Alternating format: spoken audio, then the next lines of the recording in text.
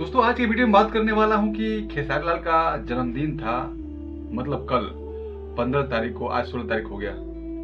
तो बहुत लोग आए जो उनके जान पहचान के लोग थे, जो उनके दोस्त मित्र थे, उनके बर्थडे में शामिल हुए। और होना भी चाहिए, अपने दोस्त मित्र जो जान पहचान के लोग हैं, फिल्म इंडस्ट्रीज के लोग हैं, सब कोई आए और बढ़िया धूमधाम से मतलब मना। और सबसे बड़ी बात रही कि अखिलेश यादव वहां पे आए।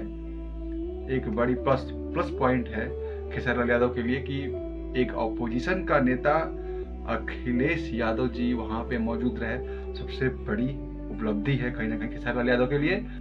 कुछ लोग कह रहे थे कि सबसे बड़का सुपरस्टार खेसारी लाल यादव को मैं मानता हूँ। देखिए भाई साहब, इसमें मानने ना मानने की कोई बात नहीं है। वो एक गायक है, सिंगर है, गाना गाते हैं, अच्छा व्यूज मिलता है, पब्लिक उनको प्यार करता है।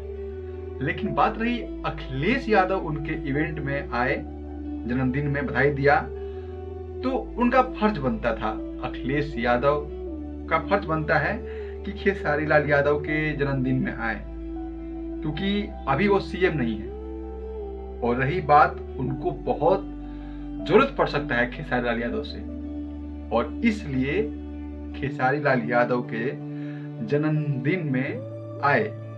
कहीं ना कहीं खेसारी लाल के जन्मदिन में अखिलेश यादव जी आए तो हो सकता है कि अब मौका पड़े खेसारी लाल यादव को बुलाने का। तो अब तो खेसारी लाल यादव को फ्री में ही जाना पड़ेगा। अगर कहीं बुला भी दिया अखिलेश यादव जी ने तो उनको फ्री में जाना पड़ेगा।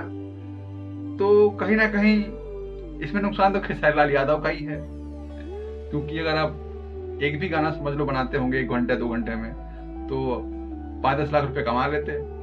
और कहीं भी इवेंट में अगर बुलाते हैं, उनकी तरफ से बुलाया जाता है, तो उनको जाना पड़ेगा।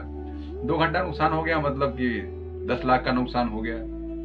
तो भाई समझना पड़ता है। अखिलेश यादव जी ने ये बात को समझा और खेसारी लाल का इवेंट में आए।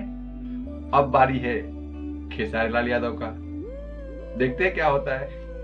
धन्यवाद, नमस्कार। समझ गए होंगे मेरी बातों को।